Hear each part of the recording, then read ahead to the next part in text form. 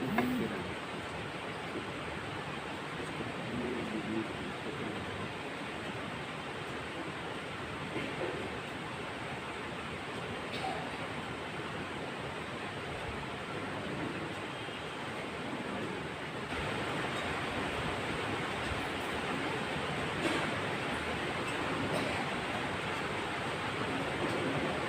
शांति।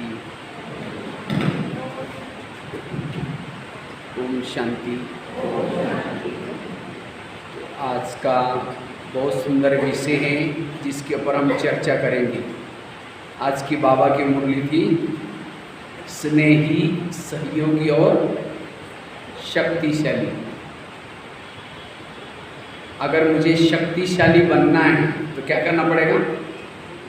बाबा के जितना स्नेही बनेंगे और साथ में दूसरा सहयोगी बनेंगे, वो क्या बनेगा? शक्तिशाली। स्नेही कौन बन सकता है? जितना बाबा को याद करता, हर पल बाबा को याद करता, उतना क्या बनेगा? स्नेही। और केवल स्नेही बनना नहीं, स्नेह का प्रूफ है सहयोगी। सहयोग उसको ही होता है जो जिसके साथ स्नेह है। और अगर ये दो चीज़ें करेंगे ऑटोमेटिकली आप क्या बनेंगे? शक्तिशाली। तो आज हम जो विषय चर्चा करने जा रहे हैं, निर्विघ्न शक्तिशाली स्थिति, निर्विघ्न और शक्तिशाली स्थिति। और उसके लिए मैं आपको 9 रत्नों की अंगूठी पहनाने जा रहा हूँ। क्योंकि आजकल दुनिया में किसी को विघ्न आता है तो क्या करते हैं? अंगूठी पहनते हैं। किस चीज़ की? 9 रत्नों की अंगूठी। तो आज आपको 9 ऐसी बातें सुनाएंगे, 9 पॉइंट्स, आप जीवन में निर्विघ्न बन सकेंगे। क्योंकि जो निर्विघ्न है वही शक्तिशाली है और वही विजयी बन सकता है। जो विघ्नों में है वो कमजोर है। इसलिए निर्विघ्न बनने की जरूरत है। क्योंकि जो विघ्नों में होता है वो वायुमंडल को खराब करता है। जो विघ्नों में है वो रोता रहता है। विघ्नों में है वो पराजय। इसलिए मैं निर्विघ्न बनने का पुरुषार्थ करना है। और जितना जो निर्विघ्न है उसका समय बच जाता है, शक्तियां बच जाती है। जो निर्विघ्न है उसके इर्द गिर्द में गुण और शक्तियां रहती है। और जिसके जीवन में विघ्न है उसके जीवन में इर्द गिर्द में आसुरी अवगुण और आसुरी शक्तियां होगी। इसलिए अब हमें निर्विघ्न बनना है।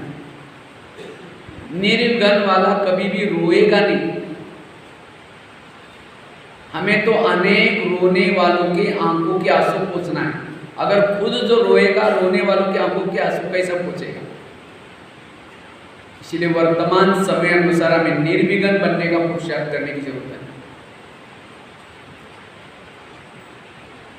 बाबा को निर्विघ्न वाले बच्चे प्यारे लगते हैं, जो रोते वो प्यारे नहीं लगते। छोटे बच्चे को कुछ भी दो लेकिन फिर भी रोता रहता है। अगर मम्मी पापा से बिछड़ा है तो क्या कहेगा? मुझे पापा जी से मिलाओ, मुझे मम्मी जी से मिलाओ। और जब उसकी मम्मी पापा मिल गए तो क्या होता है? रोना बंद करता है। इसी तरह अब हमारा भी रोना बंद होना चाहिए। हमें मम्मी पापा तो मिल गए ना, वो मिलने के बाद भी अगर रोते हैं इसका मतलब बाबा की पालना ठीक नहीं है। वो मम्मी पापा कुछ नहीं दे रहे, इसका मतलब आप रो रहे। इतना खजाना दिया, इतना सब कुछ दिया, फिर क्यों रो रहे? तो रोने वाले भी बाबा को अच्छा नहीं लगते। इसलिए निर्विघ्न स्थिति बनानी जरूरत है। तो निर्विघ्न बनने के लिए हमारे पुरुषार्थ में विघ्न क्यों आते हैं? किन कारण विघ्न आते हैं? और निर्विघ्न बनने के लिए क्या करें? कारण भी और निवारण दोनों का नॉलेज चाहिए। तो हमारे पुरुषार्थ में जो विघ्न आता है उसका सबसे पहला कारण है व्यर्थ संकल्प। जिसके जीवन में व्यर्थ संकल्प चलते हैं उसके पुरुषार्थ में विघ्न आते हैं। इसलिए हमें व्यर्थ से मुक्त बनना है, व्यर्थ संकल्प से मुक्त बनना, क्योंकि संकल्प से कल्प चलता है, संकल्प से वृद्धि बनती है, संकल्प से दृष्टि बनती है, संकल्प से दृष्टिकोण बनता है। सारा खेल संकल्प का है। अगर मेरे संकल्प नेगेटिव है तो मेरी दृष्टिकोण नेगेटिव, वृत्ति नेगेटिव, भावनाएं नेगेटिव, व्यवहार में नेगेटिव, और जो नेगेटिव है वो सदा विघ्नों में रहता है, वो शक्तिशाली नहीं बन सकता, वो विजयी नहीं बन सकता। इसलिए अगर मुझे विजयी बनना है, शक्तिशाली बनना है, निर्विघ्न बनना है, इसलिए व्यर्थों से मुक्त समर्थ बनने की जरूरत है। क्योंकि आजकल व्यर्थों के कारण दुनिया में तनाव पैदा हो रहा है। व्यर्थ संकल्प के कारण शरीर की बीमारियां हो रही। कल मैं वहां भोपाल बिहार में क्लास किया था बीमारियों के बारे में। आज लोगों को 70% बीमारी होते हैं, किसके कारण होती है? व्यर्थ सोचने से। आज किसी को पेट की बीमारी होती है, ईर्ष्या करने वालों को पेट की बीमारी होती है। इसलिए कहते हैं ना, तुम मेरे को देख करके तुम्हारे पेट में जलन होता है। आज किसी को दूर का कम दिखता है, दूसरे की बुराई को आके फाड़ फाड़ के देखेंगे। जो आंखें फाड़ता है, बड़ी बड़ी करता है, आंखों की पुतली फैल जाती है, डॉक्टर के पास जाएंगे, कहेंगे डॉक्टर जी मुझे आजकल धुंधला दिखता है। तो डॉक्टर चेक करता है, कहता आपको चश्मा लगाना पड़ेगा। चश्मा तो लगाया, फिर भी बुराई देखने नहीं छोड़ेंगे, नंबर बढ़ता ही जाएगा।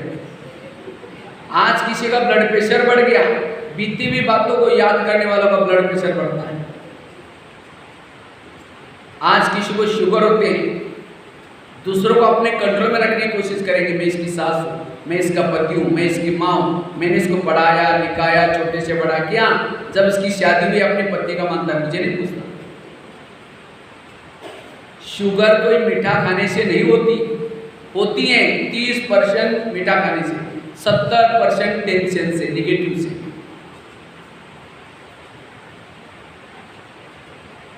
अगर हेल्दी और हैप्पी बनना है, व्यर्थों से मुक्त बनो। आज किसी को स्पॉन्डिलाइट होता है, गले का प्रॉब्लम, रास्ते में जा रहे सब्जी लाने के लिए, देखेंगे वो क्या करती है, वो क्या करता है, इधर उधर देखेंगे। जो इधर उधर देखता है उसको स्पॉन्डिलाइट होता है। फिर डॉक्टर के पास जाएंगे, कहेंगे डॉक्टर जी मुझे आजकल गले में कोई अकड़न हो रहे हैं। डॉक्टर चेक करता है, कहता आपको स्पॉन्डिलाइट हुआ, और इसका इलाज करके डॉक्टर एक बड़ा सा पट्टा लगाता है। जब पट्टा लगेगा 6 महीना ना इधर देखेंगे ना इधर देखेंगे, सीधा देखने बन जाना पड़ेगा। आज किसी को ब्रेन ट्यूमर, ब्रेन हेमरेज होता है, क्यों? व्यर्थों से, टेंशन से। इसीलिए आजकल डॉक्टर क्या कहते हैं? आजकल डॉक्टर कहते हैं करेले खाओ, कड़वी के पत्ते खाओ, मेथी के लड्डू खाओ, अर्थात जीवन में आने वाली कड़वी बातों को डाइजेस्ट करो। लेकिन आज सभी के मन में आप अपने विचारों की स्पीड को कम करो। ये ज्ञान हमें क्या सिखाता है? व्यर्थों से मुक्त। No question, no correction, no quotation, no opposition. मन चुप रहे। और जिसका मन चुप रहता है उसने ज्ञान को समझा, ड्रामा को समझा, कर्मगति को समझा, जो हुआ अच्छा ये समझ लिया।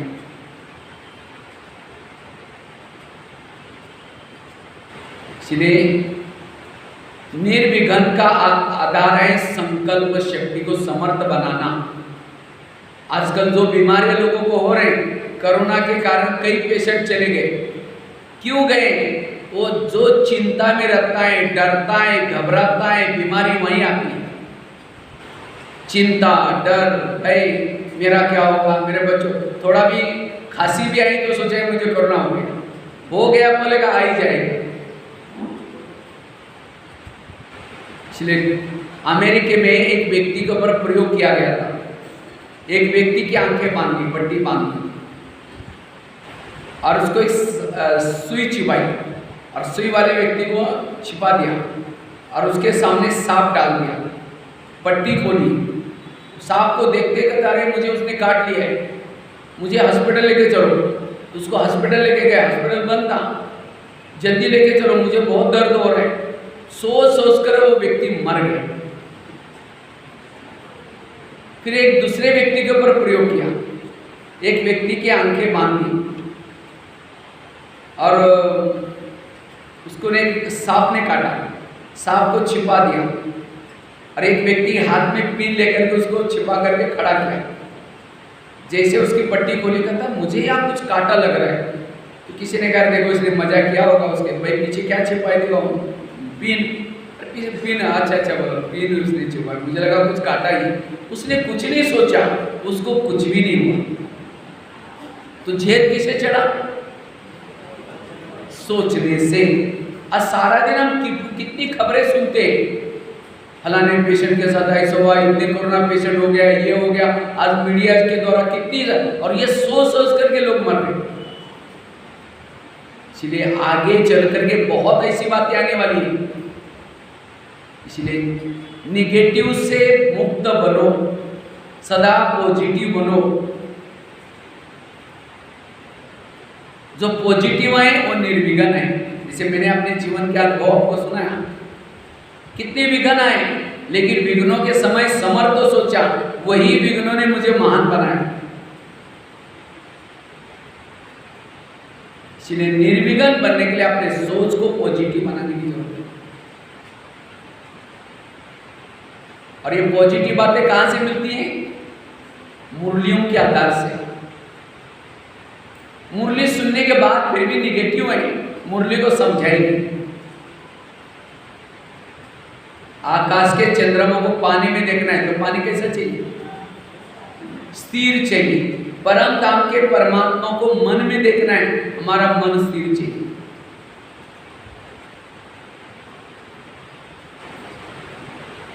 क्योंकि अब हमारी रिटर्न जर्नी, सभी को परम धाम जाना है, वापिस जाना है।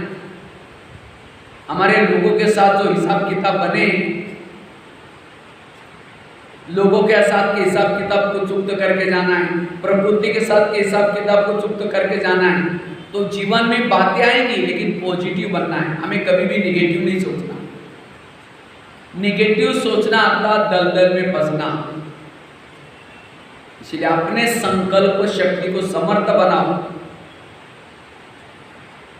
अगर व्यर्थ सोच रहे, इसका मतलब ड्रामा के ऊपर विश्वास नहीं है, बाबा के ऊपर विश्वास नहीं है। मेरा काम है प्रभु का चिंतन करना, और प्रभु का काम है भक्तों के जीवन में, बच्चों के जीवन में जो समस्या है उसका समाधान करना। लेकिन हम क्या करते हैं? प्रभु का चिंतन करने के बजाय चिंता करते, मेरा क्या होगा, बच्चों का क्या होगा, मेरे नौकरी का क्या होगा। वो कहेगा अच्छा मेरे पर विश्वास नहीं इसलिए खुद सोच रहा है, सोचने से फिर प्रभु की मदद नहीं मिलेगी। तो समस्याओं के बारे में सोचना, विघ्नों के, वो हमारा काम नहीं है। हमारा काम है प्रभु का चिंतन करना। जो चिंता करता है वर्तमान को खराब करता है, जिसका वर्तमान गया भविष्य और भूतकाल भी बेकार हो गया। इसलिए वर्तमान समय पॉजिटिव सकारात्मक बनने की जरूरत है। सकारात्मक सोचने वाला, व्यर्थों से मुक्त रहने वाला भ्रुकुटी आसन पर बैठता है। व्यर्थ सोचने वाला भ्रुकुटी आसन पर आत्मिक स्थिति में नहीं रह सकता।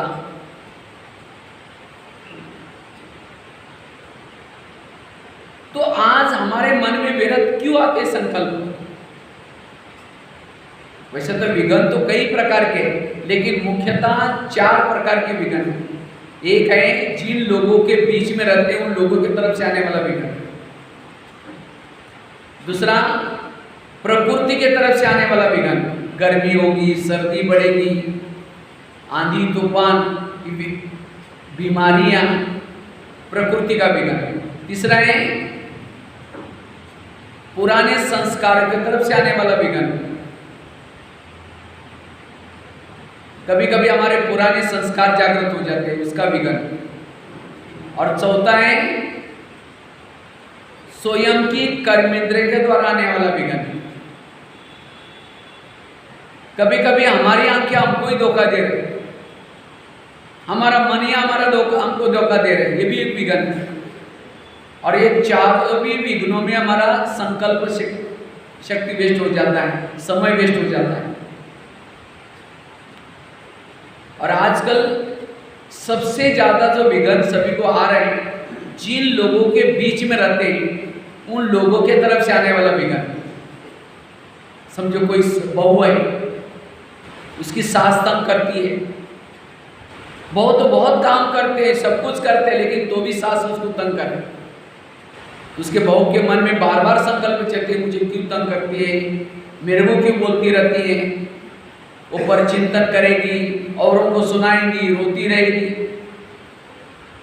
ताली कभी एक हाथ से, ताली के लिए कितना चाहिए। आज अगर मुझे कोई तंग करता है, इसका मतलब मैंने भी कभी किया था। एक ड्रामा की बहुत बड़ी सीक्रेट बात आपको सुनाता हूं। आपके घर के जितने भी लोग हैं, कोई आपको देने के लिए आए, कोई आपसे लेने के लिए आए। समझो अगर आपका पति तंग करता है, इसका मतलब आपने भी कभी पति बनकर के उसको तंग किया था।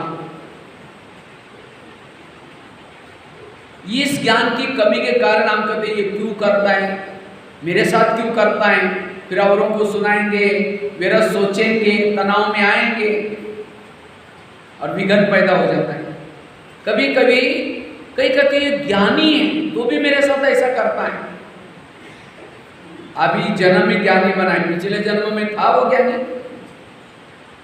पिछले जन्म में हो सकता आपने भी उसको अपने राजेश से निकाल दिया होगा, किसी को तंग किया होगा। इसलिए वर्तमान के प्रॉब्लम मेरे ही कोई बीते हुए अतीत के हुए कर्मों का परिणाम है। और जिन्होंने इस कर्म गति को समझा उनका मन चुप रहेगा। अब एक बहन ने मुझे अनुभव सुनाया था, वो 40 साल से ज्ञान में चल रही थी, तो अचानक उसके पेट में दर्द होने लगा। उसको ग्लोबल में लेके गए, तो ग्लोबल हॉस्पिटल में उसको डॉक्टर ने चेक किया तो कहा कि आपको तुरंत ऑपरेशन करना पड़ेगा। तो फटाफट वहां से उसको क्या किया, ऑपरेशन थिएटर में लेके गए। डॉक्टर तैयारी कर रहे थे, तब तक वो बेड पर सोई थी। वो बाबा से रोरवान करते हो बहन, कहते बाबा मैं तो 40 साल से मेरा जीवन समर्पित किया, आपकी इतनी सारी सेवा की, तो भी आप ये मुझे कौन से कर्मों का फल आप दे रहे हैं, ऐसे बाबा से रोरवान करती है। अचानक वो बहन ट्रांस पे गई, ध्यान में चली गई।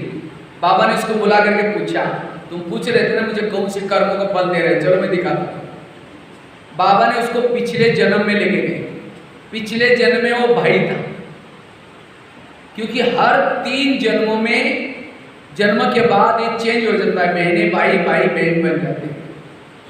समझो भाई के शरीर में आत्मा है और बहन का शरीर का आकर्षण हो जाता है, तो अगला जन्म कोई होता है। इसलिए कहते हैं अंतमति सो गति। तो जब वो भाई था, पुलिस वाले की नौकरी थी उसकी, और उस समय भारत में अंग्रेज शासन था। तो पुलिस वालों को ऑर्डर मिली थी कि कोई भी अंग्रेज किसी को तंग करता उसको गोली मारना है। तो एक अंग्रेज किसी को तंग कर रहा था, तो पुलिस वाले ने गोली मारी। वो गोली उस अंग्रेज को नहीं लगी, पीछे एक माता जी घास काट रही थी बगीचे में, उसके पेट पे दर्द था और उसको इतना दर्द हो गया, इतना दर्द। बाबा ने वो दृश्य दिखाया, तुमको मारना किसी और को था, तुमने मारा किसी और को, उसका हिसाब आज तुम्हारे पेट में दर्द हो गया। इतनी बड़ी गहरी परिभाषा है इसकी, कर्मों की। इसलिए जब हम इस बात को भूल जाते हैं तब कहते हैं मेरे साथ ऐसा क्यों करता है, उसने मेरा, इसलिए कर्मों की गुई गति के गहराई में जाओ। आपके घर में कोई, कई माताएं कहती है मेरा बच्चा तो बिल्कुल शैताना है और ये तो बहुत प्यारा है, वो शैतानी क्यों कर रहा है? क्योंकि आपने भी उसके साथ ऐसा किया था। एक माता जी थी, उसके 2 जुड़वे बच्चे थे, तो दोनों को भी पालने में रखा था। तो दोनों बच्चे खेलते खेलते एक दूसरे की तरफ मुंह हो गया। तो एक बच्चा दूसरे बच्चे को कहता है तुम इस घर में क्यों आया? तो दूसरा कहता मैं 1.5 किलो तेल लेने के लिए आया हूं। अच्छा, दूसरा कहता है तुम क्यों आया? कहता है मैं 3 तोला सोना देने के लिए आया हूं। तो मां पोछा लगा रही थी, उनको लगता है बच्चे क्या बड़बड़ कर रहे हैं। उसको लगता है सोना कौन देगा, तेल कौन लगा। तो दोनों बच्चों को 1.5 किलो तेल लगा करके नहला करके सुलाया पालने में। एक बच्चा मर गया। कौन मर गया? जिसको 1.5 किलो तेल लेना था वो अपना हिसाब लेके चला गया। फिर कहते अच्छा ये सोना देगा, तो उसको लगता है ये भी मर जाएगा। नहीं नहीं मेरा बच्चा है, मुझे ऐसा कोई बात हुआ, वो भूलने की कोशिश करती है। उस बच्चे को फिर बड़ा किया, पढ़ाई कर रहा था बच्चा, वो हमेशा स्कूल में फर्स्ट नंबर लेता था। तो वहाँ का राजा को लगता है ये बच्चा स्कूल में गरीब है फिर भी होशियार है। उसको दरबार में बुलाया और उस बच्चे का सम्मान किया। बोर्ड में फर्स्ट नंबर दिया था उसने, ताज पहना दिया, गहने वो हार पहना दिया, एक किताब दिया और किताब के अंदर 3 सोने के पत्ते रखे। तो बच्चों को इतना खुशी हो गई, उसको लगता है मेरे माँ के कारण मेरा सम्मान हुआ। अगर माँ को पता चलेगा मेरा सम्मान हुआ, माँ कितनी खुश हो जाएगी। तो बच्चा वो ताज पहन करके, हार पहन के, किताब लेके दौड़ दौड़ करके घर की तरफ जाता है। लेकिन उसका घर छोटी झोपड़ी थी, झुक करके जाना पड़ता था और चौखट में कील लगाया था। जब बच्चा दौड़ता है खुशी के मारे में झुकना भूल जाता है, सीधा दौड़ा, वो कील उसके सिर में धंस गए और वही खत्म हो गया। माँ कहाँ? माँ ने अंदर आकर के देखा, बेटा क्या हुआ? तो देखा तो खत्म। उसने देखा ये क्या पहन के आया? ताज गिरा था, हार पहना था, किताब गिर गया था, किताब उठाया, 3 सोने के पत्ते मिले। तब उसको याद आया बचपन में उसने क्या बोला था, 3 तोला सोना देने के लिए आया। इसी तरह आज हमारे पास भी कोई हमको देने के लिए है, कोई हमारे से देने के लिए है। हमारा किसी से कोई संबंध नहीं, लेना और देना।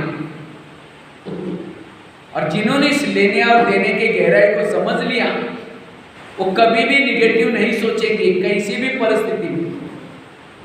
इसलिए इस कर्म गति को समझना, जो हुआ अच्छा हुआ, जो हो रहा अच्छा, जो होगा वो भी अच्छा। बच्चे ने गिलास गिराया, इतना गुस्सा करेंगे, तेरे को अकल नहीं, तुम कमा के लाओ।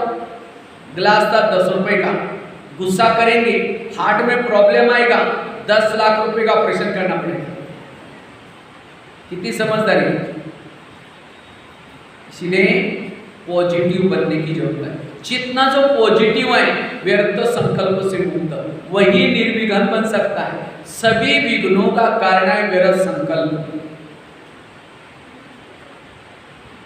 एक अपना गीत भी है ना, यूं तो कोई धन नहीं गवाना, लेकिन संकल्प का धन को कभी भी व्यस्त नहीं गवाना। कुछ भी हो जाए लेकिन संकल्प समर्थ रखो, और समर्थ संकल्प का आधार है ईश्वरीय पढ़ाई। जितना ये मुरली के महावाक्य मंथन करेंगे, आज बाबा ने कहा ना मंथन करो, विचार सागर मंथन, जितना ज्ञान सुन करके मंथन करेंगे उतना आप समर्थ शक्तिशाली बनते जाएंगे। आज कहाँ मैं पुलिस वालों को देख करके डरता था बचपन में, लेकिन जैसे ज्ञान में आया, आत्मा का पट पक्का किया, साथ में मनन चिंतन करना शुरू किया, और लेकिन आज खूंखार कैदियों के सामने जाकर के लेक्चर करते हैं। ये बल कहाँ से आया? मनन चिंतन करने से। इसलिए मनन चिंतन और मनन चिंतन करने से हमारे संकल्प समर्थ बन जाते हैं, पॉजिटिव बन जाते हैं। इसलिए रोज के ईश्वरी के महावाक्य हमें सुनना है। एक एक मुरली की कीमत लाखों करोड़ है। अभी तक तो हम लोग ऑनलाइन इससे सुन रहे थे, लेकिन अभी फिर से दोबारा अभी धीरे धीरे चालू हो रहा है। हमें आकर के सेंटर पर सुनना है। सेंटर पर सुनना और ऑनलाइन से सुनना जमीन और आसमान का अंतर है। इसलिए जो बाबा ने प्रबंध किए हैं, अगर मजबूरी है कोई बात नहीं, लेकिन हमें यहाँ आकर के सुनना है, उसे बल मिलता है, समर्थ बन जाएंगे। सवेरे सवेरे रोज 3 चीजें करना है। एक अमृत वेला का योग, अच्छा, दूसरा क्लास के पहले आकर के आधा घंटे का योग, और तीसरा ईश्वरीय महावाक्य सुनना, निर्विघ्न बन जाएंगे। इसलिए संकल्प शक्ति को बचाना, यह है पहली बात। दूसरी बात है, अगर मुझे निर्विघ्न बनना है, उसके लिए आत्माभिमानी स्थिति बनने का पुरुषार्थ। जितना आत्माभिमानी स्थिति में रहेंगे, अशरीरी स्थिति में रहेंगे, उतना निर्विघ्न बनेगा। हमारे जीवन में विघ्नों का कारण है देह का भान। मुझे लगता है हर मुरली में बाबा कहते हैं, बच्चे आत्मा समझो, आत्माभिमानी बनो। अंत में चारों तरफ से विघ्न आने वाले, प्रकृति के विघ्न, खान पान के तरफ से विघ्न, पुराने संस्कारों के विघ्न, ईविल आत्माओं के विघ्न, सभी विघ्नों में पास होने के लिए आत्माभिमानी स्थिति चाहिए। वास्तव में ये जो 4 सब्जेक्ट, ज्ञान, योग, धारणा, सेवा, क्यों रखा है बाबा ने? आत्माभिमानी बनने के लिए 4 सब्जेक्ट रखे।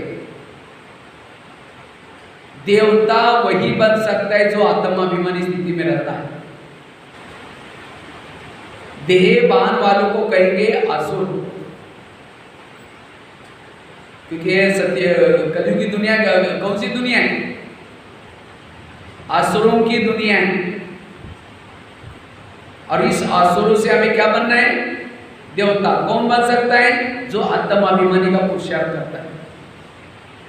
इसलिए आत्माभिमानी स्थिति का फाउंडेशन पक्का करना है, क्योंकि काम, क्रोध, लोभ, मोह सभी विकारों को लाने वाला मुखिया कौन है?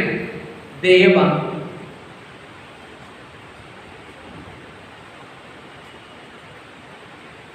इसलिए बाबा रोज की मुरली में ये पाठ पक्का कर रहा है। मुझे लगता है लॉकडाउन में जितनी मुरलियां चली, रोज की मुरली में बाबा कहते हैं, बच्चे आत्मा समझो, आत्माभिमानी बनो।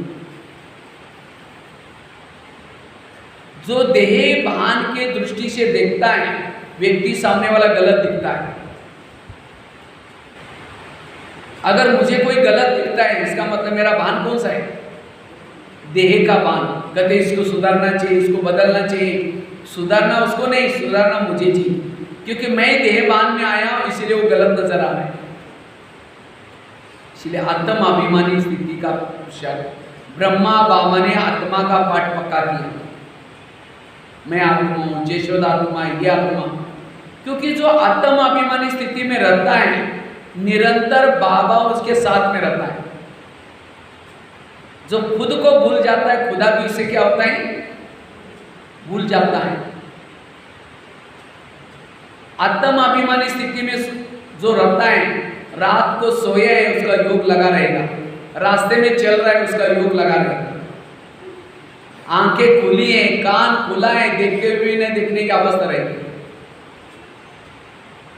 जो आत्माभिमानी स्थिति में रहता है, उसके इर्द गिर्द में गुण और शक्तियां रहेगी। आत्माभिमानी स्थिति में रहने वालों को अति इंद्रिय सुख मिलता है, और जिसको इस संगम युग में अति इंद्रिय सुख मिलता है, उसको विकारों का सुख, संस्कारों का सुख फीका लगेगा। अगर विकार अपनी तरफ खींचते हैं, संस्कार खींचते हैं, इसका मतलब आपने अतीन्द्रिय सुख की अनुभूति नहीं की। इसलिए आत्म अभिमानी स्थिति का पुरुषार्थ हमें करना है। बार बार मैं आत्मा हूँ, मैं आत्मा देख रही हूँ, मैं आत्मा चल रही हूँ, मैं आत्मा हूँ। तो जितना ही आत्म अभिमानी का अभ्यास करेंगे निर्विघ्न बनेंगे। कोई भी आपको विघ्न आता है, आत्म अभिमानी स्थिति में रहो, बस विघ्न मुक्त बन जाएंगे। लाश का विनाश देखने के लिए स्थिति कौन सी चाहिए? आत्मिक स्थिति चाहिए।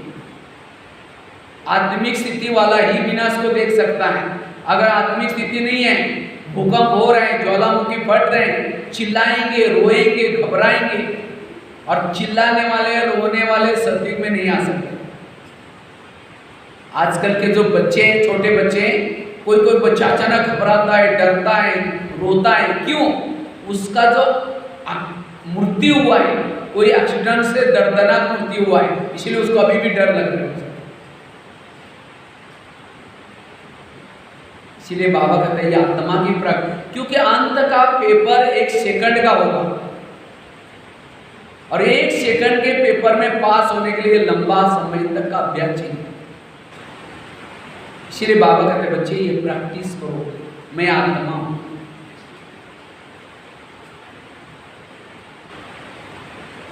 आत्म अभिमानी बनने के लिए पवित्रता की धारणा चाहिए। पवित्रता के बिना सोल कॉन्शियस नहीं बन सकते। जैसे पहले जमाने में एक दिया होता था, दिए के अंदर केरोसिन डालते थे और बीच में बाती रहती थी, माचिस लगा उसकी फ्लेम जलती। अगर दिए में तेल नहीं, माचिस लगाओ, फ्लेम जलेगी नहीं। इसी तरह इस शरीर में हमारे एक दिए हैं और उसके अंदर तेल है पवित्रता। अगर आपके पास पवित्रता नहीं है, आप एक पांव पर खड़े होकर के आत्मा हूं, आत्मा हूं, आत्मा हूं, सिर दर्द हो जाएगा आत्मा का बोलने का। अगर मेरा दीपक बुझा हुआ है, जलता ही नहीं, इसका मतलब मेरे पास तेल की कमी है। इसलिए बाबा ने यहाँ आते ही पहले दिन ही क्या कहा? बच्चे पवित्र बनो और फिर बाद में योगी बनो। और आजकल तो माया ने ऐसे से साधन बनाया, कहते अच्छा तुम थिएटर में नहीं आते ना, कोई बात नहीं, मैं तुम्हारे घर में आती हूँ, तुम्हारे जेब में आती हूँ। आज हर एक का जेब सिनेमा थिएटर बना हुआ।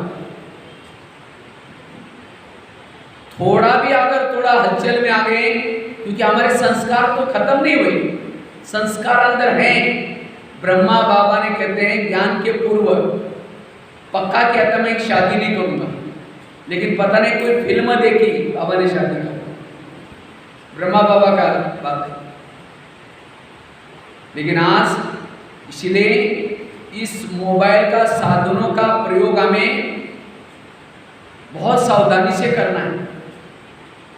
पहले आप 8-9 बजे तक अपनी स्थिति पावरफुल बनाओ, फिर साधन का यूज करो, अन्यथा वो चपेट में लेगा। यही है वो चक्रव्यूह। कहते हैं ना चक्रव्यूह में क्या किया, वो किसको मारा? अभिमन्यु को मारा। अभिमन्यु किसका पुत्र था? अर्जुन। अर्जुन अर्थात हमारे जो पूर्वज थे, दादियां, उन्होंने हमको ज्ञान दिया, अर्थात हम सब कौन है? अभिमन्यु नहीं, लेकिन अभिमन्यु को चक्रव्यूह का ज्ञान नहीं था। तो ये है चक्रव्यूह, माया चक्र में डालते। इसीलिए इस मोबाइल की माया से बचना है, और ऐसे भी नहीं उसको छोड़ दो। साधन ऐसे है, उसको पकड़ो काटता है, नहीं पकड़ो समाज से दूर रह जाते। अगर यूज नहीं करेंगे आप समाज से दूर रहेंगे, क्योंकि आज हमारी बैंक मोबाइल में, हमारा बिजनेस मोबाइल में, हमारी कुंडली उसके अंदर है, हमारे क्लासेस उसमें चलते हैं, कैलकुलेटर उसमें, घड़ी उसमें, सब कुछ उसमें। अगर आजकल तो मोदी जी इंडिया को क्या बना रहे हैं? डिजिटल इंडिया बना रहे हैं। हमें यूज करना है। कई बार मैं जब ऑनलाइन चल रहा था, मैं कई सेंटर पर बहनों को फोन करता था, कहते नहीं भाई जी हम तो एंड्रॉइड कभी यूज ही नहीं करते। हमने कहा आप तो दुनिया से दूर रहे चले गए थे, ब्राह्मण परिवार से दूर चले गए। और सच में उन्होंने यूज नहीं किया कोई क्लास नहीं सुने, सारे जिज्ञासु बिखर गए, कोई संगठन नहीं। अब फिर बहने कहते भाई जी हमारे कोई आते ही नहीं। हमने कहा वो तो बिखर गए, इतना मेहनत की, सारी पानी नहीं चली। इसलिए साधन को यूज करो, लेकिन सावधान करो। इसलिए आत्माभिमानी स्थिति वाला कोई भी साधनों के, व्यक्ति के, वस्तु के प्रभाव में नहीं आएगा। इसलिए पवित्रता की धारणा 7 स्वरूपों का अभ्यास से आत्माभिमानी स्थिति बनेगी। 7 स्वरूपों का अभ्यास, जितना निरहंकारी बनेंगे निराकारी स्थिति बनेगी, जितना स्वमान में रहेंगे निराकारी स्थिति बनेगी। और कभी भी किसी के सुंदरता के ऊपर प्रभावित नहीं होना है। एक सोने का डब्बा लिया, सोने का डब्बा, और सोने के डब्बे के अंदर कुछ लेट्रिन डाल दिया, जो हम रोज फेंक के आते हैं उसको डाल दिया सोने के डब्बे में। और उसके बाद कुछ खांसी करने पे जो कप निकलता है, ढेर सारा कप भी डाल दिया उसके अंदर, हड्डी मांस डाल दिया, और उस डब्बे को ढक्कन लगाया और आपके पास दिया, और आपको कहा इसको सदा साथ में रखना, खाते समय, उठते समय, चलते समय, और उसको बीच बीच में चुंबन भी, प्यार भी करना। तो आप क्या बोलेंगे? नहीं नहीं, उसके अंदर क्या है हमको पता है, हमने हमको से देखा है, मुझे नहीं चाहिए, सोने भले सोने का हो, ऐसा कहेंगे ना। तो शरीर क्या है? एक सोने का डब्बा है, ऊपर से पीली सी चमड़ी है, लेकिन अंदर क्या भरा हुआ है? वही लेट्रिन, वही कप भरा हुआ है, वही हड्डी मांस भरी है। और ऐसी चमड़ी वाले को देखकर बस उसको देखते रहे, थोड़ा बात करते रहे। इसलिए बिना चमड़ी के शरीर को देखो। अगर कोई आकर्षित होता है, बार बार नजरों के सामने आता है, उस व्यक्ति को बिना चमड़ी से देखो। मक्खियां घूम रहे, खून बह रहे हैं, ऐसे को देख रहे। या खुद का भी शरीर आकर्षित करता है, तो क्या समझो, मैं बिना चमड़ी का लदा हुआ शरीर जा रहा हूँ। कोई रास्ते से ऐसे कोई जाएगा तो सारे घबरा देंगे कि अब कौन जा रहे हैं। इसलिए आज हमारा प्यार है, किसे प्यार है? शरीर से प्यार नहीं, आत्मा से प्यार है। तो प्यार है उसको देखो ना। अब किसी के घर में किसी को मिलने के लिए जाते हैं, घर में जाने को अलमारी को देखते हैं, घर को देखते हैं, वो व्यक्ति को ढूंढते हैं। प्यार उसके चीजों से नहीं, व्यक्ति से। इसी तरह अगर किसी को देखना है, उसके शरीर के कोई देखने के बजाय भ्रुकुटी में जिसको मिलने के लिए उसको देखो और उससे बात करो। आत्मा को देखना अर्थात मन को देखना, शरीर को देखना अर्थात सांप को देखना। इसलिए आत्मा की प्रैक्टिस। अभी जैसे नवरात्रि में देवियां बनाते हैं, कैसे बनती है? दुर्गा कैसे बनाते हैं? बांस को छिलते हैं, आधा बांस, उसका ढांचा बनाते हैं, उसके ऊपर घास बांधते हैं, घास बांध करके मिट्टी में पानी डालकर कीचड़ बनाते हैं, वो चिपकाते हैं और ऊपर कलर करते हैं, कलर करके श्रृंगार करते हैं, कपड़े पहनते, हो गई मूर्ति। इसी तरह मनुष्य कैसा बना हुआ है? अंदर हड्डियां, हड्डियां मतलब बांस, छिला हुआ बांस, और ऊपर नसें, बहुत सारी नसें मतलब घास। अगर नसें ना होती तो ये खून मांस गिर जाता नीचे। नसें और ऊपर खून मांस लगा हुआ है, और ऊपर पेंटिंग किया है, काला पेंटिंग, पीला पेंटिंग। कोई काली वाली मूर्ति का ऊपर का कलर हटा हो, अंदर क्या होगा? वही मिट्टी होगी। पीली वाले का हटा हो, वही मूर्ति मिट्टी होगी। अंदर शरीर में जीवाणु बने, जीवाणु है। ये जीवाणु को लाइट, आत्मा की लाइट जा रही है, इसलिए जिंदे, आत्मा चली गई, जीवाणु डेड हो जाते हैं।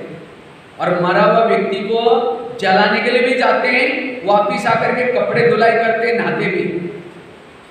और ऐसे व्यक्ति को, जीवाणु को देख करके हम आकर्षित हो जाते हैं। कोई भी बहनें अगर भाई को देखते हैं, मैं महावीर को देख रहे हैं, और कोई भाई अगर बहनों को देखता है, मैं देवी को देख रहा हूं, शक्ति को देख रहा हूं, तब कभी भी विकारों की भावना नहीं आएगी, आत्मिक स्थिति बनी रहेगी। तो आत्मिक स्थिति में रहने वाला ही निर्विघ्न बन सकता है।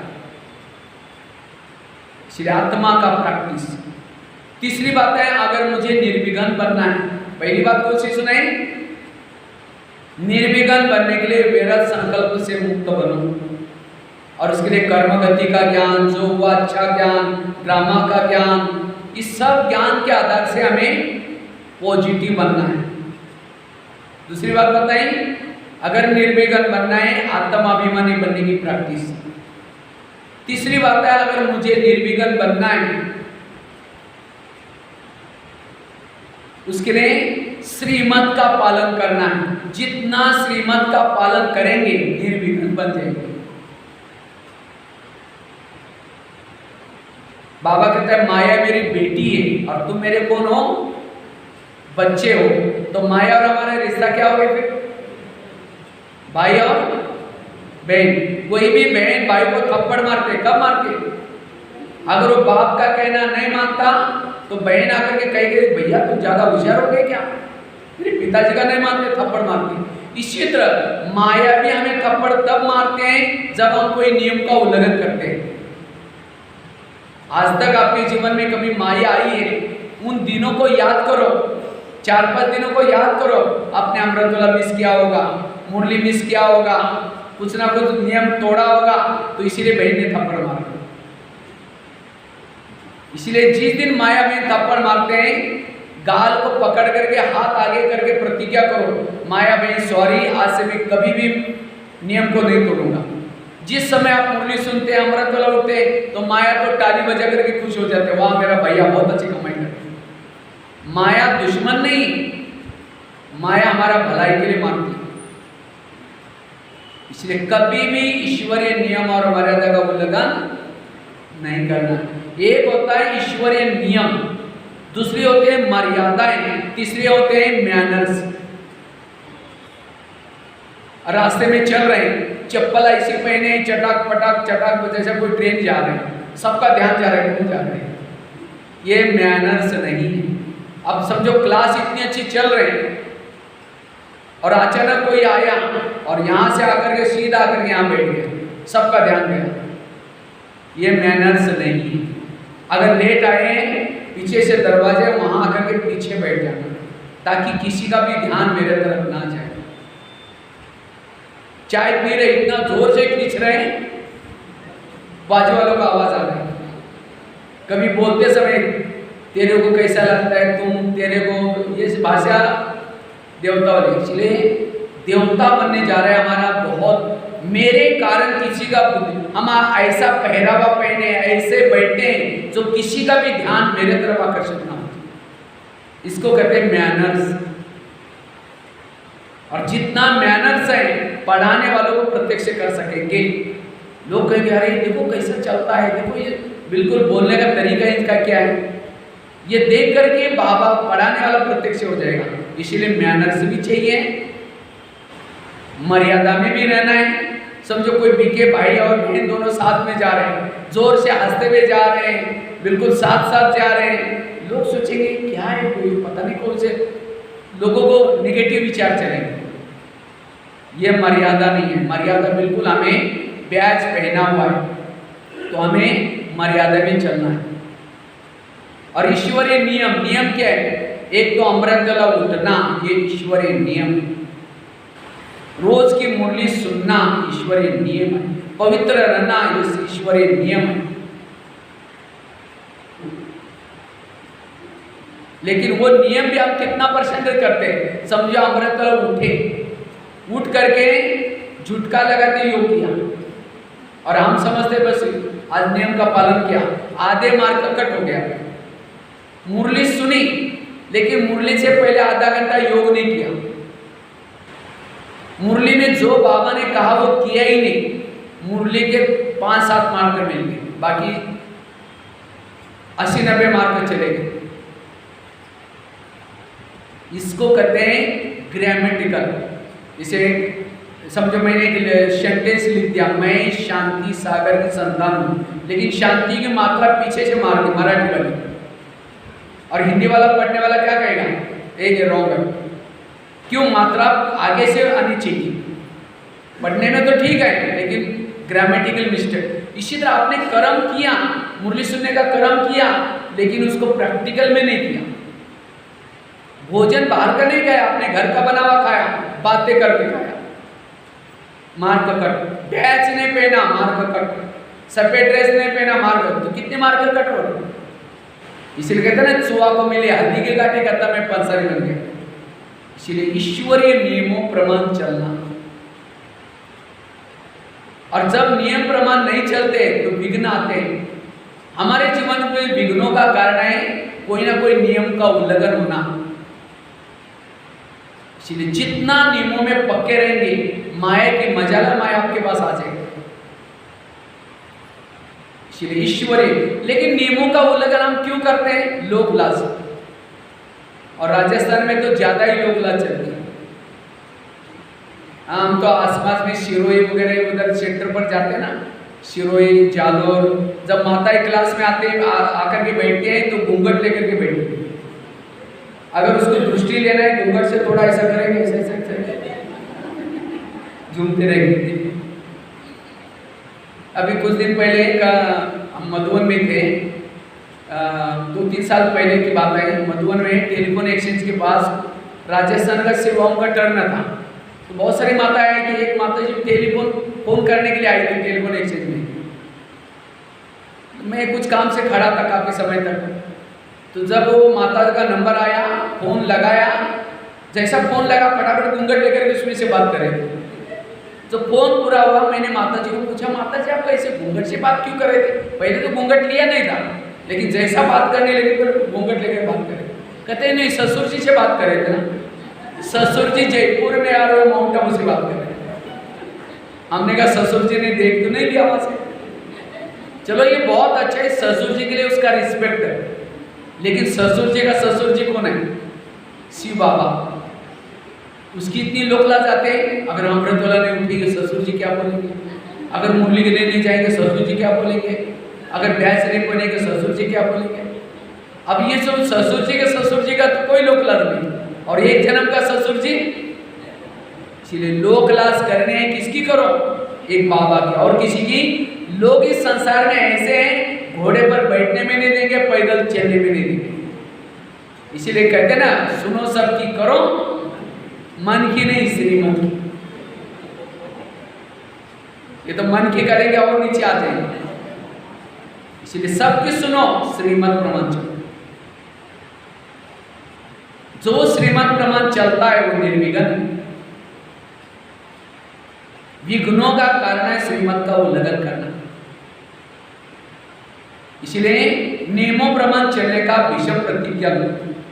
कितनी बातें बताई? पहली बात बताई, अगर मुझे निर्विघ्न बनना है, व्यर्थों से मुक्त बनना है। दूसरी बात बताई, आत्माभिमानी बनने की प्रैक्टिस करनी है। तीसरी बात बताई, ईश्वरीय नियमों का पालन करना है। चौथी बात है, हमारे पुरुषार्थ में जो विघ्न पड़ता है उसका कारण है परचिंतन। परचिंतन मतलब औरों का चिंतन, फलाना ऐसा है या ऐसे। कल की बाबा की मुरली में बच्चे सुनाई बातों को ध्यान नहीं दो, उल्टी सुल्टी बातों को नहीं सुनो। नहीं तो कभी कभी हम क्या करते हैं, विरत बातें। और खास तो परचिंतन कौन करता है ज्यादा? माताएं। भाई लोग भी करते हैं, लेकिन माताएं ज्यादा ही करते हैं, क्योंकि माताओं में सहन शक्ति ज्यादा ही कम है। हाँ, माताओं में सहन शक्ति ज्यादा ही कम है। ज्यादा मजबूरी का नाम महात्मा गांधी। माताएं सहन तो बहुत करती है, पति ने कुछ बोला, सास ने कुछ बोला, थप्पड़ तो नहीं मारेगी, चुप तो बैठेगी। लेकिन जैसा पति चला गया, सास चली गई, पड़ोसने के बाद जाकर के सारी बातें सुनाएंगी। मेरे को पति ने ऐसा बोला, ये बोला। वो कहेगी मेरा भी ऐसे बोलता है। वो अपने पति की सुना रहे, वो अपने घर की बातें सुना रहे। इसको कहेंगे परचिंतन।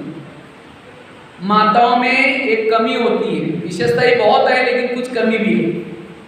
माताओं में एक कमी है, माताओं के पेट में कोई बात नहीं ठहरती है, और इस कमी का फायदा हमारे ब्रह्मा बाबा ने लिया। और इसलिए ज्ञान का कलश किसको दिया है? क्यों? बाबा को पता है माताओं को देंगे तो उसके पेट में ठहरेंगे, सबको सुनाएंगे। इसीलिए माताओं की संख्या हर क्लास में ज्यादा होती है।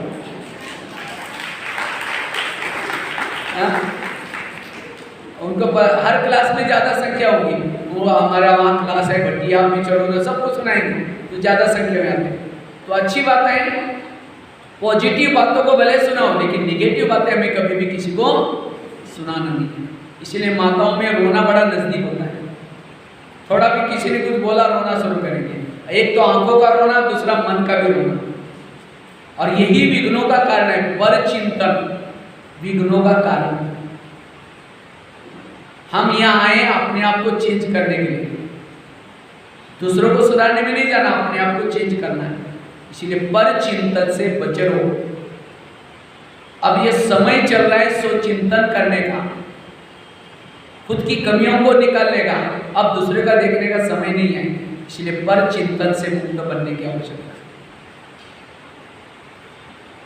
जो दूसरों को देखते हैं पर चिंतन करते हो ज्ञान में चल नहीं सकेंगे। पर चिंतन करने वाले के बुद्धि में ज्ञान ठहर नहीं सकता, उसका मनन चिंतन चल नहीं सकता। पहले जमाने में माताएं मक्खन निकालती थी, और मक्खन किस में निकालते हैं? मटके में निकालते थे, मटका में। और वो भी कितना बजे निकालते थे? सवेरे सवेरे 3-4 बजे निकालते थे। तो वास्तव में दिमाग में हमारे एक मटका है, और इस मटके में हमें भी क्या करना है? विचार सागर मंथन करके मक्खन निकालना है। लेकिन कौन निकाल सकता है? जो पॉजिटिव है। निगेटिव वाला मक्खन नहीं और जहर निकालेगा, फलाना ऐसे। आजकल हर एक के दिमाग में जहर भरा हुआ है, पर चिंतन चाहे वो जहर बन जाता है। और जो सोच चिंतन करता है, आत्मचिंतन करता हूँ, मक्खन निकलता है, खुद भी खाएगा और को भी खिलाएगा। पर चिंतन करने वालों के बुद्धि में ज्ञान नहीं बैठेगा। सरस्वती कहाँ बैठी है? हंस के ऊपर बैठी है। कबे के ऊपर बैठी है? कौवा अर्थात अंदर कुछ बाहर कुछ।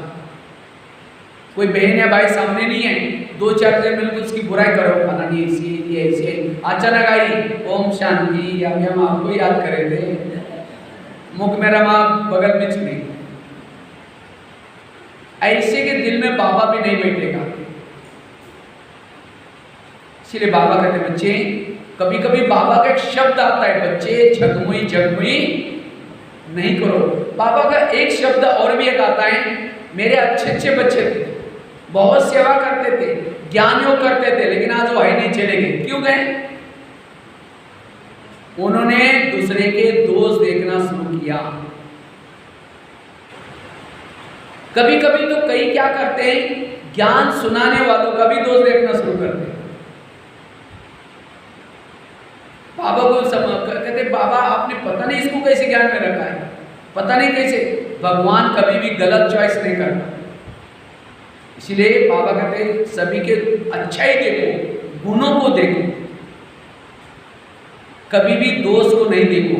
दोष को देखेंगे विघ्न पैदा हो जाएंगे, जिसके दोष देखेंगे भावना खराब हो जाएगी, नफरत आएगी, घृणा आएगी, वैर होगा, और वो आत्मचिंतन नहीं कर सकता। एक सत्संग चलता था, बहुत सारे लोग आते थे। तो एक दिन गुरुजी ने शिष्य को पूछा, शिष्य ने गुरुजी को कहा, गुरुजी मुझे एक वरदान चाहिए। तो गुरुजी ने कहा क्या वरदान चाहिए? कहते मेरे बारे में सबके दिल में क्या चलता मैं जानना चाहता हूँ। तो गुरुजी ने कहा ठीक है, मैं तुम्हें वरदान देता हूँ, साथ में एक छड़ी देता हूँ। छड़ी मतलब मांत्रिक डंडा देता हूँ। जब भी किसी के दिल में तुम्हारे बारे में कुछ चलता है, जानना है, छड़ी को दिल में रखो, उस व्यक्ति का नाम लो, तुम्हें पता चलेगा। तो वरदान दिया, छड़ी दी, शिष्य चला गया। अचानक रास्ते में जाकर के सोचता है पहले मैं गुरुजी की चेकिंग करता हूँ, गुरुजी के दिल में मेरे बारे में क्या चलता है। रुक करके छड़ी को दिल में रखाया, गुरुजी का नाम लिया, थोड़ी छड़ी खाली हो गई। तो छड़ी खाली हो गई, उसको लगता गुरुजी को गुरुजी बना करके फायदा क्या? गुरुजी के अंदर मेरे बारे में कालापन है। आश्रम में आना बंद किया। 1 दिन हो गया, 2 दिन हो गया, 1 महीना हुआ। तो गुरुजी उसके घर में गए, कहते कि क्या जी आजकल आप आश्रम में नहीं आते? नहीं जी थोड़ा घर में मेहमान आते, मेरी तबीयत खराब है, इस वजह से बोलने लगा। गुरुजी ने कहा आप 6 साल से आते थे, आंधी आए, तूफान आए, कुछ भी आए तो भी आता है? नहीं जी, नहीं, जरूर कुछ बात है, ताकि गुरुजी आपके अंदर मेरे बारे में कालापन है। जो छड़ी दिया ना, मैंने उसे देख लिया। गुरुजी ने कहा अच्छा ये बात है, लेकिन कहा कि तुमने देखा कि तुम्हारे अंदर औरों के बारे में कितना कालापन है? कहा कि नहीं देखा। देखो, शिष्य ने छड़ी को दिल में रखा, अपना नाम लिया, पूरी छड़ी काली हो गई। गुरु की तो थोड़ी काली थी, लेकिन उसकी खुद की पूरी काली। अपनी काली देकर के शेरा माई झुकाया। गुरुजी ने कहा कोई बात नहीं, मेरी भी छड़ी पूरी काली थी, लेकिन मैंने तपस्या करके सेवा करके इतनी बची है, वो तो निकल जाएगी। लेकिन तुम मेरे को देख करके आश्रम में नहीं आओगे, जो तुम्हारी सफेद बन रहे वो भी काली हो जाएगी। ये कहानी किसी और की नहीं, कहानी हमारी अपनी है। हम भी क्या करते हैं, यहाँ कभी कभी आते हैं, सेंटर पर आना शुरू करते हैं। जब हम यहाँ आना शुरू करते तो हमारी जो काली आत्मा थी, पति थी, पावन बनना शुरू हो जाते हैं। लेकिन जैसे यहाँ नजदीक आएंगे, बहनों के नजदीक आएंगे, सेंटर के नजदीक आएंगे, फिर कहेंगे यहाँ जो पैसे देते हैं ना ज्यादा, उसको ही पूछते हैं, वो फलानी बहन जी ऐसे हुआ, ऐसा है। किसी ने कोई सुनाते हैं तो भी सुन लेते हैं, फिर धीरे धीरे आना भी बंद करेंगे। फिर बहनें फोन भी करेंगे, क्या जी आप गला नहीं, थोड़ा मेरे मेहमान आ रहे हैं, मेरा थोड़ा कोई अन्याय तो कहता है किसका है। इसीलिए बाबा कहते बच्चे, कोई भी अगर किसी के बारे में नेगेटिव बातें सुनाता है, सुनना नहीं है, किसी की भी दोस्त नहीं देखो। और आजकल ये माया बहुत ज्यादा चल रही है। इतना ही नहीं, मैं तो पूरा इंडिया में हर जगह पर जाता हूँ, लेकिन मैं कभी भी जब ट्रेनों में जाता हूँ, कोई भी बैच पहन के, सफेद ड्रेस पहन के आकर के ओम शांति बोलता है, भले बोल देंगे, फिर कहेगा, धीरे धीरे कहेगा आप चलो में टोली लाए। हमने कहा भाई माफ करना, हम तो खाते नहीं तो आपको टोली देगा, कुछ ना देगा, और आपको बेहोश करके आपका सामान भी उठा कर लेके जाएगा। माया का रूप केवल ये नहीं, कोई बीके के रूप में भी आएगा। इतना ही नहीं, आपके घरों में भी कोई बीके बन के आएगा, लेकिन उससे भी हमें वो कोई ज्ञान सुनाएगा, तो कि भाई हम अपने हमारे दीदी से मिलो, हमको नहीं मिलना, किसी से भी नहीं मिलो। इतना ही नहीं, यहाँ से बाहर जाकर के किसी के साथ पैसे का व्यवहार भी नहीं करना है।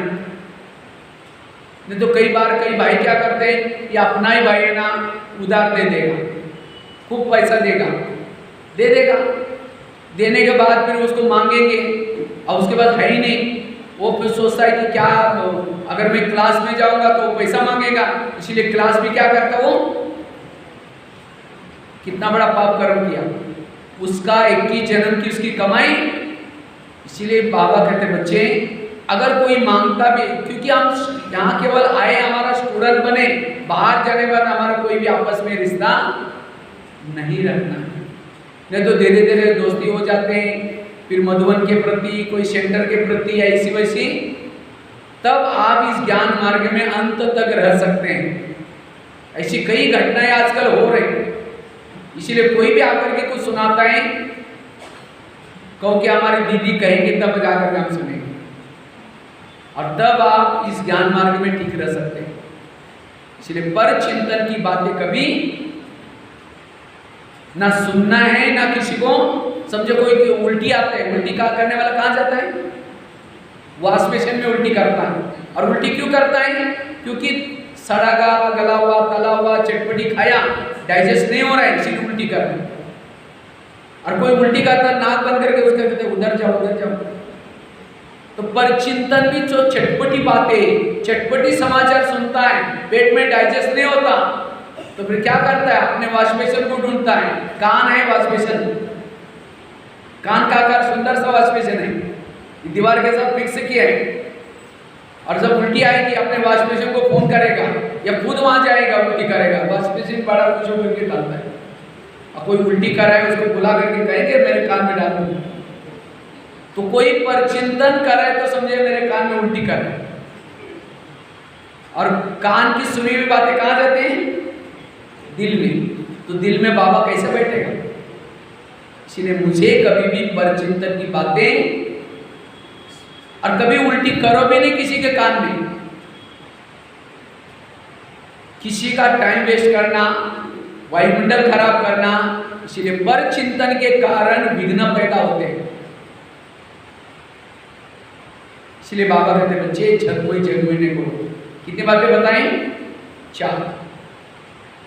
5वीं बात है, अगर मुझे निर्विघ्न बनना है तो योग के चार्ट को बढ़ाओ। जब हम योग कम करते हैं, योग नहीं करते हैं, तो क्या होता है? विघ्न पैदा होता है।